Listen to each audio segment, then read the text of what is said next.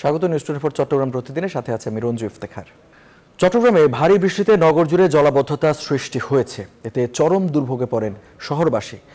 বিশেষ করে আজ শুরু হওয়া এইচএসসি ও সমমানের পরীক্ষার্থীদের ব্যাপক দুর্ভোগ পোহাতে হয়। হাজার হাজার কোটি টাকার জলাবদ্ধতা প্রকল্পের তেমন সুফল না পাওয়ায় হতাশ ভুক্তভোগীরা। সিডিএ জানিয়েছে প্রকল্পের কাজ 65% শেষ হয়েছে।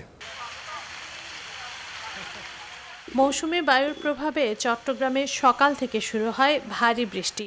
এতে তলিয়ে যায় চট্টগ্রাম শহরের চকবাজার, হালিশহর, কাপাসগোলা সহ বেশ কিছু এলাকা।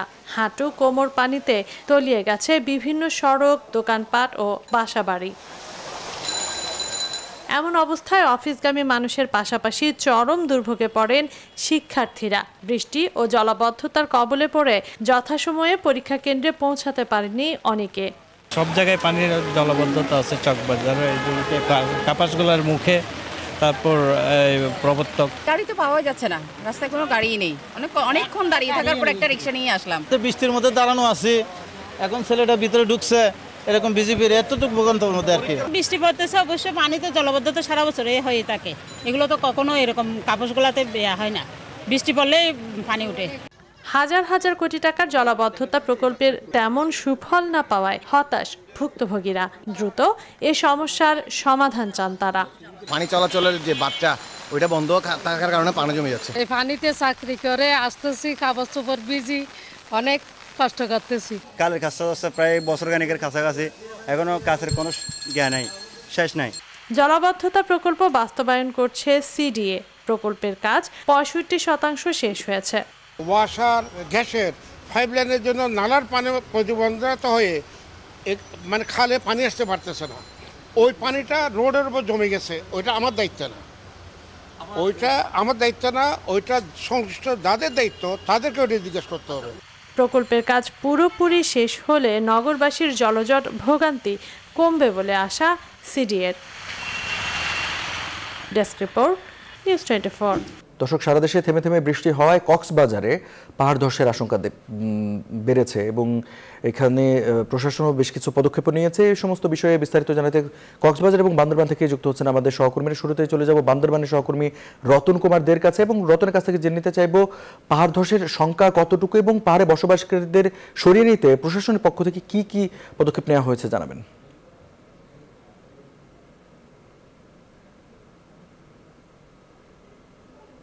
যেমনটা বলছিলেন, পার্বত্য জেলা বান্দরবানে গতকাল থেকে প্রচুর বৃষ্টি শুরু হয়েছে। তার পাশাপাশি বান্দরবানের পার্বত্য জেলা অধিকাংশ প্রায় লোকে পাহাড়ের পাদদেশে বসবাস করছে বলে আমরা জানতে পারি।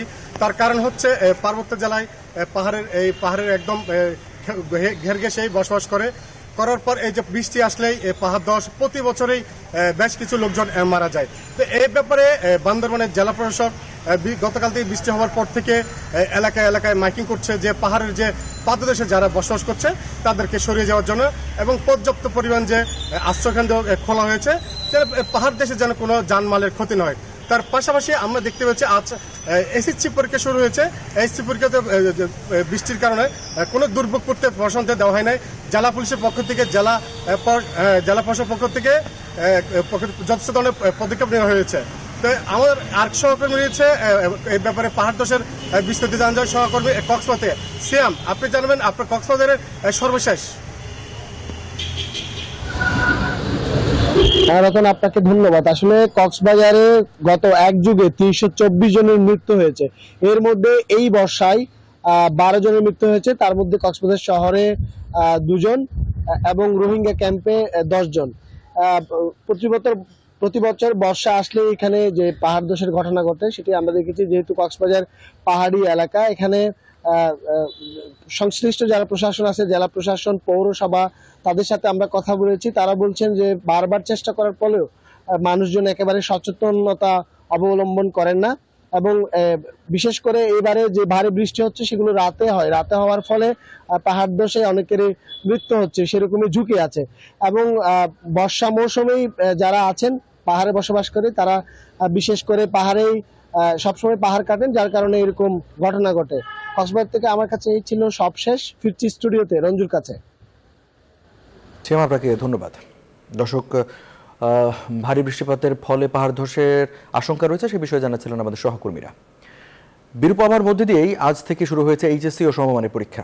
সিলেট বাদে দেশের 10টি শিক্ষা বোর্ডের 13,68,373 শিক্ষার্থী এই বছর পরীক্ষায় বসেছে। সকাল 10টায় বাংলা প্রথম পত্রের মাধ্যমে পরীক্ষা শুরু হয়। চলতি বছর 11টি শিক্ষা বোর্ডের অধীনে এইচএসসি ও সমমান পরীক্ষায় অংশ নিচ্ছেন মোট 14,50,790 জন। এবার পরীক্ষার্থীদের মধ্যে ছাত্র 7,50,281 জন এবং ছাত্রী 7,509 জন। তাদের পরীক্ষা নেওয়া হচ্ছে 2,725টি কেন্দ্রে। পরীক্ষা শুরুর 30 মিনিট আগে শিক্ষার্থীদের আসন গ্রহণ করার বিষয়ে শিক্ষা বোর্ডের নির্দেশনা ছিল। সেই অনুযায়ী সকালে চট্টগ্রাম বিভাগের কেন্দ্রগুলোতে নির্ধারিত সময়ের আগেই পরীক্ষার্থীদের ঢুকতে দেখা যায়। প্রথম দিনের পরীক্ষা শেষ হয় বেলা 1টায়। চট্টগ্রাম প্রতিদিনের সংবাদে নিচ্ছে একটা বিরতি, ফিরছে আরো সংবাদ নিয়ে, সাথে থাকুন। আবার স্বাগত নিউজ 24 চট্টগ্রাম প্রতিদিনের সংবাদে। কালুরঘাট সেতু নির্মাণ কাজ দ্রুত শুরুর দাবিতে সংবাদ সম্মেলন করেছে কালুরঘাট সেতু বাস্তবায়ন পরিষদ। সেতু নির্মাণে কোরিয়ান এক্সিম ব্যাংকের সাথে 11,560 কোটি টাকার ঋণ চুক্তি স্বাক্ষর করায় প্রধানমন্ত্রী ও সংশ্লিষ্ট সকলকে ধন্যবাদ জানিয়েছেন তারা। সকালে চট্টগ্রাম প্রেস ক্লাবে লিখিত বক্তব্য পাঠ করেন পরিষদের আহ্বায়ক আব্দুল মুমিন। এ সময় যুগ্ম আহ্বায়ক মুস্তফা নঈম, সদস্য সচিব রমেন দাশগুপ্ত সহ অন্যরা বক্তব্য রাখেন। কুমিল্লা সিটি কর্পোরেশনের 2024-25 অর্থ বছরের বাজেট ঘোষণা করা হয়েছে। এবছর প্রস্তাবিত বাজেটের পরিমাণ 1,044,50,30,000 টাকা।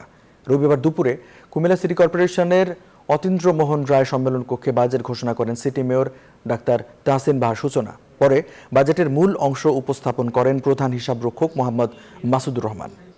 বাজেটে উন্নয়ন খাতে সবচেয়ে বেশি বরাদ্দ দেওয়া হয়। সিটি কর্পোরেশনের নিজস্ব আয় ও উন্নয়ন অনুদান প্রাপ্তি শেষেও এই বাজেটে 129,53,46,000 টাকার প্রারম্ভিক তহবিল রয়েছে। বাজেট ঘোষণার সময় উপস্থিত ছিলেন প্যানেল হাবিবুল আল আমিন সাদি, মুঞ্জুর কাদের মনি ও কাউসারা বেগম সুমি সহ সিটি কর্পোরেশনের অন্যান্য কাউন্সিলর ও কর্মকর্তারা। চট্টগ্রাম প্রতিদিনের সংবাদ দিয়ে পর্যায়ে নিচ্ছে আরেকটা বিরতি, ফিরছে একটু পর, সাথে থাকুন। স্বাগত নিউজ 24 চট্টগ্রাম প্রতিদিনের সংবাদে। চট্টগ্রামের প্রথম স্মার্ট পে পার্কিং উদ্বোধন করেছেন সিটি কর্পোরেশনের mayor Mohammad Rezaul Karim Chowdhury. City corporation এলাকার নাগরিক সুবিধার উন্নয়ন এবং যানজটের তীব্রতা থেকে নাগরিকদের মুক্ত করতে পাইলট ভিত্তিতে আগ্রাবাদ বাণিজ্যিক এলাকায় ডিজিটাল পে পার্কিং সেবা ইএস পার্কিং এর পাইলট প্রকল্প চালুর উদ্যোগ নেওয়া হয়েছে বলে জানান মেয়র। দুপুরে হোটেল আগ্রাবাদে ইছামতি হলে অনুষ্ঠানে আরও উপস্থিত ছিলেন সিডিএ চেয়ারম্যান মোহাম্মদ ইউনুস। অনুষ্ঠানে সভাপতিত্ব করেন সিটি কর্পোরেশনের প্রধান নির্বাহী কর্মকর্তা মোহাম্মদ তৌহিদুল ইসলাম। সিডিএ চেয়ারম্যানের আশা, এই স্মার্ট পে পার্কিং এর কারণে যানজট অনেকটা নিরসন হবে। এই ছিল নিউজ 24 চট্টগ্রাম প্রতিদিনের সংবাদ। এতক্ষণ সাথে থাকার জন্য ধন্যবাদ সবাইকে।